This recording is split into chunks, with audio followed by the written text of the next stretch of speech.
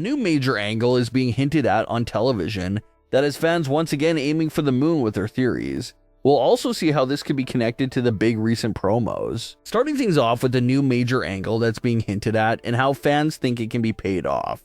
Over the last few months, fans have been having some serious discussions about trying to figure out what happened to the product in recent memory, and why has it been feeling a bit off as of late.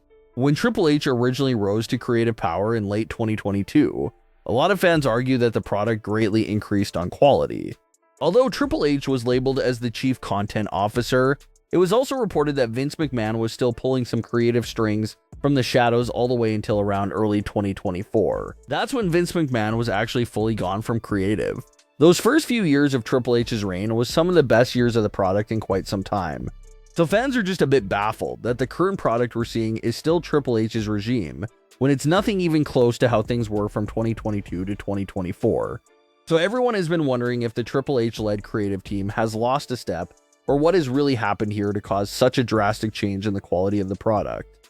In recent months, everyone has put the full blame on Triple H and his creative team, but as of late, more reports are coming out that TKO could be the ones to blame here as well. When the company was first sold and TKO was first formed, they said that nothing was going to change and how they weren't going to get in the way of what the company had going. But only a handful of years later, and it appears that they're going back on their word right there slowly but surely. TKO's involvement with the product continues to grow as time goes on, and their influence can be felt more than ever with WrestleMania 42. Reports claim that the call for so much celebrity involvement at WrestleMania is coming directly from higher-ups in TKO. It's their call, and of course Triple H and the creative team can't really fight them on that. They just gotta accept it and make the most out of it. TKO's reasoning for adding the celebrities is to build more hype and make the matches bigger, but instead of getting fans more hyped for WrestleMania, it's doing the opposite. The entire situation with Randy versus Cody is a perfect example of TKO's thinking and their logic. It seems like 20 years of wrestling history was not enough to TKO for the build-up between Randy and Cody. According to them, the missing piece to really take Randy versus Cody over the top was to include Pat McAfee into the whole situation. And fans obviously strongly disagree with that. And this new angle that appears to be emerging from all this is the top superstars rising up to publicly call out TKO for ruining WrestleMania and getting in the way of everything, really blurring the lines of what's real and what's not, because you have top superstars ripping apart the board of directors at TKO on television. An example of that was Cody Rhodes' recent Smackdown promo, where it was a fiery direct jab at TKO and their decision making. Cody basically called them out for the horrendous idea of including Pat into his feud with Randy Orton, and saying how if TKO was in charge of booking the third man for NWO back in the day, it probably would have been someone extremely disappointing and anticlimactic. So just direct hits to TKO for what they've been doing of getting in the way of WrestleMania 42 plans. And this angle continued just a few days later with CM Punk's Raw promo. CM Punk also took jabs at the poor decision to include Pat into the plans for WrestleMania 42. Punk took it even further and called out TKO for their insanely high ticket prices, telling them to lower the prices so that more families can actually afford to come to WrestleMania.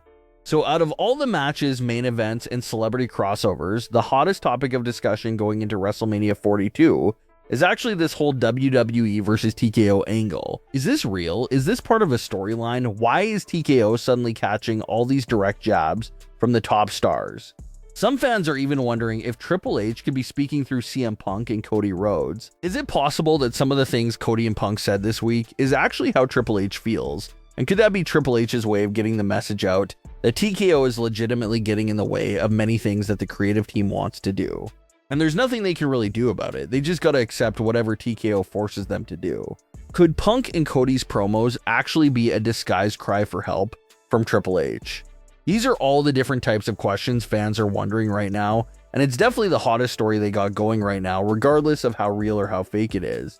It's an interesting topic of conversation to talk about this whole WWE versus TKO situation. So how can they actually pay this off in a satisfying way that won't be another massive disappointment?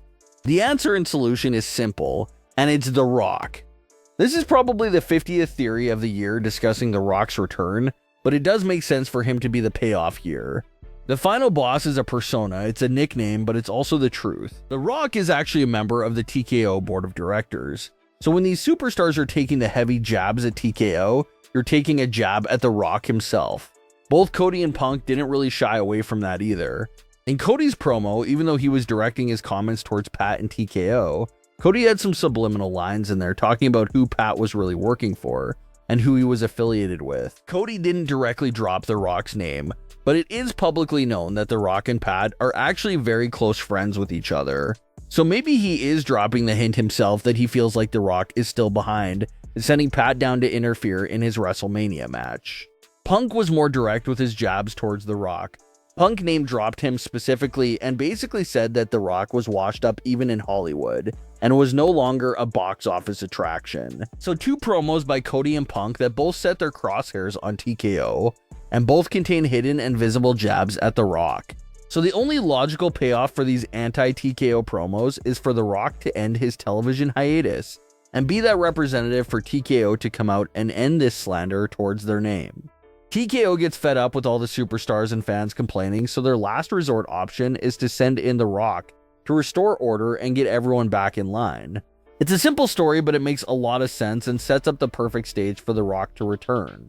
The Rock could literally pick either of the WrestleMania 42 main events to interfere with, since both Cody and Punk took jabs at him and his TKO board. He can choose to appear during night 1 to reveal that he was the one behind sending Pat to Smackdown and double down on screwing Cody Rhodes over and helping to crown Randy Orton as the new champion and TKO yes man.